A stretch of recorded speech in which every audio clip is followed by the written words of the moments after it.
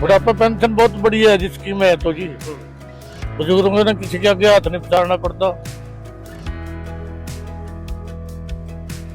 बहुत बढ़िया पेंशन है रिया, अच्छा बढ़िया काम है रिया सरकार का, और इससे पर सरकार ना कभी आई ना कभी आने की। काम चल रहा बुढ़िया का सारे का, एक का नहीं सबका पेंशन है। बुजुर्ग आदमी नु किसी बात नहीं पसारना पड़ता, बच्चे ਨੂੰ तंग नहीं करना पड़ता, पैसे मिल जा, दवाई बुट्टी टाइम पर करने। हरियाणा में सबसे ज्यादा सामाजिक सुरक्षा पेंशन दी जाती है, जिसे हाल ही में 3,000 रुपए से बढ़ाकर 3,200 रुपए मासिक किया गया है।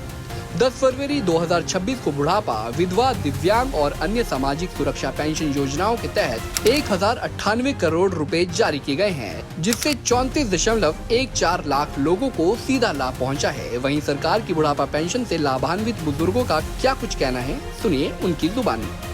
बहुत ही बढ़िया फायदा जी, ऐसा तो फिर कभी फायदा होया भी नहीं। दवाई बुट्टी टाइम पर करने, कोई चीज लानी करनी हो अपने टाइम पर कर ले जी, जो अपना बुढ़ापे का अपना दवाई बुट्टी का काम चल जा, अपने खाने पीने का काम चल जा, बहुत बढ़िया जी। सामाजिक सुरक्षा पेंशन न सिर्फ बुजुर्गों को आर्थिक तौर पर मजबूत बना रही है, बल्कि उनके सम्मान की रक्षा भी कर रही है। अब बुजुर्गों को अपनी दवाइयों के खर्चों के बारे में चिंता करने की जरूरत नहीं पड़ती, क्योंकि वो जानते हैं सीएम नायब सैनी उनकी जरूरतों का ख्याल रख रहे हैं। ये सम्मान दिया है बुजुर्गों को। 11 वर्षों में वृद्धावस्था पेंशन 1,000 रुपए से बढ़ा करके ये 3,200 रुपए मासिक किया है, 3,200 रुपए मासिक।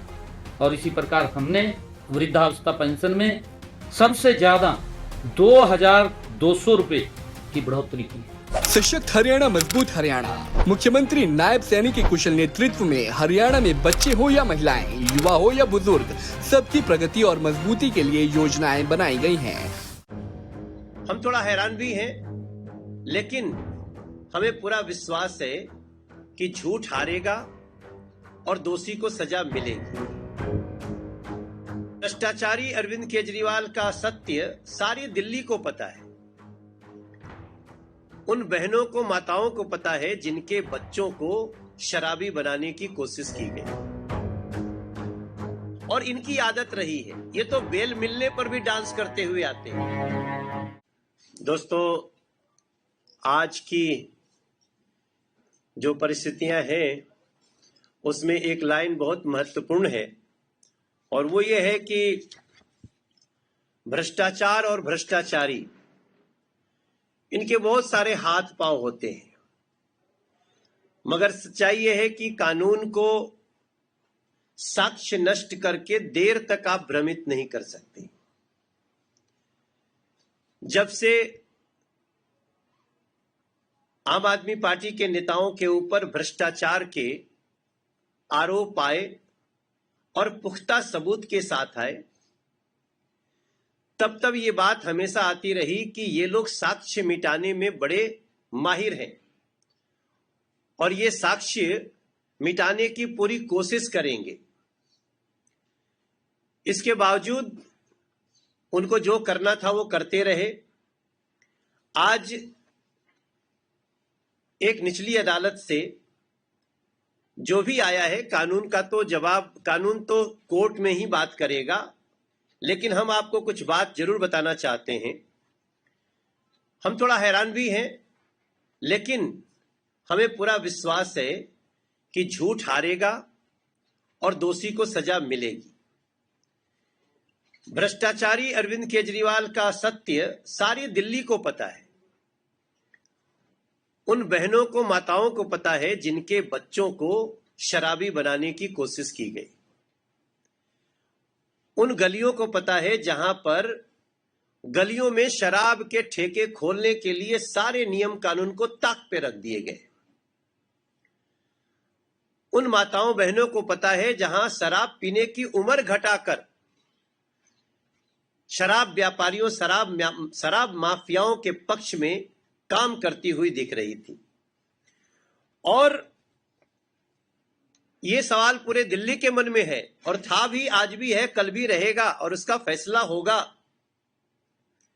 कि अगर दिल्ली का ये न्यू एक्साइज पॉलिसी, इसमें भ्रष्टाचार नहीं था, गड़बड़ी नहीं थी, तो उसको दिल्ली की अरविंद केजरीवाल सरकार ने क्यों हटाया? आज ये यक्ष प्रश्न खड़ा है, सबके सामने खड़ा है। जिसने बनाया, हल्ला होने के बाद, सारी जानकारी आने के बाद उसी ने हटाया, ये एक बहुत बड़ा साक्ष्य है। दूसरा, पहले सरकार को 12% कमीशन मिलता था एक्साइज में और 2% कमीशन बेचने वाले को मिलता था, लेकिन जस्ट उल्टा किया गया।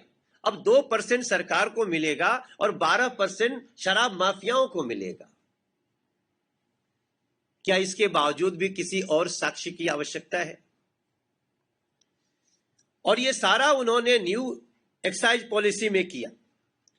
और हम बार बार कहते थे सबूतों से छेड़छाड़ हो रहा है। हमारे अध्यक्ष कहते थे, हमारे हर सांसद कहते थे, विधायक कहते थे, जो दिल्ली की जनता कहती थी। लेकिन जनता सच्चाई जानती है और सच्चाई जानने के बाद ही जनता ने सजा भी दिया। क्या एक पर एक फ्री शराब की बोतल देने का यह अपराध नहीं किया उन्होंने? सर्वोच्च अदालत ने भी जमानतें ठुकराई। सर्वोच्च अदालत ने एक सीएम के रूप में इनको फाइल साइन करने के लिए भी रोका। वो साक्ष्यों का ही प्रभाव था। और ये बात मैं इसलिए आपसे कह रहा हूं कि आप सबने रिपोर्ट किया है, सबके पास रिपोर्ट है, साक्ष्य है कि इन्होंने शराब घोटाले में 173 फोन नष्ट किए। 173 फोन को नष्ट करना यह छोटा साक्ष्य नहीं होता है। और इसलिए आज अभी थोड़ी देर पहले सीबीआई का भी एक प्रेस कॉन्फ्रेंस हुआ है आप सबके सामने। सीबीआई उच्च अदालत में जा रही है। हम किसी अदालत पर टिप्पणी नहीं करेंगे, लेकिन हमें पूरा विश्वास है कि ये केस उच्च अदालत में जाएगा और दिल्ली को लूटने वाले, दिल्ली को कई तरह से लूटने वाले ऐसे शराब घोटालेबाज अरविंद केजरीवाल को सजा मिलेगी, ऐसा हमारा विश्वास है। क्योंकि सीबीआई उच्च अदालत में जा रही है और इनकी आदत रही है, ये तो बेल मिलने पर भी डांस करते हुए आते हैं। तो एक निचली अदालत के और ये कहते हुए कि हमें साक्ष्यों की कुछ कमी आ रही है, वो साक्ष्य सारे सीबीआई के पास हैं और वो साक्ष्य सारे उन सारी एजेंसियों के पास हैं। हमें पूरा विश्वास है कि ऐसे भ्रष्टाचारी को उच्च अदालत में सजा मिलेगी। धन्यवाद। आपके कोई प्रश्न? सर, कांग्रेस का ये कहना है कि सेंट्रल एजेंसीज यूज हो रही हैं इलेक्शन के लिए। अभी जब तमिलनाडु में इलेक्शंस होने हैं तो पीछे दमदम पे केस कर दिया, अरविंद केजरीवाल को डिस्चार्ज कर दिया है। वो कह रहे हैं कि जहां इलेक्शंस की बारी आ जाती है तो ये सिर्फ कांग्रेस को वीकन करने का एक तरीका है। देखिए, ये सब बेसलेस आरोप है। हम जो बातें कहते हैं हम अपने सत्य के और प्रूफ के आधार पे कहते हैं। आज सही मायने में एजेंसी स्वतंत्र रूप से काम कर रही है और कांग्रेस जो जैसा करता है वैसा ही दूसरों को देखता है। वो ऐसा करते होंगे। वर्तमान में सारी एजेंसी स्वतंत्र हैं और हमें उनकी निष्पक्षता, निर्भीकता पे विश्वास है। प्रदेश अध्यक्ष सौरभ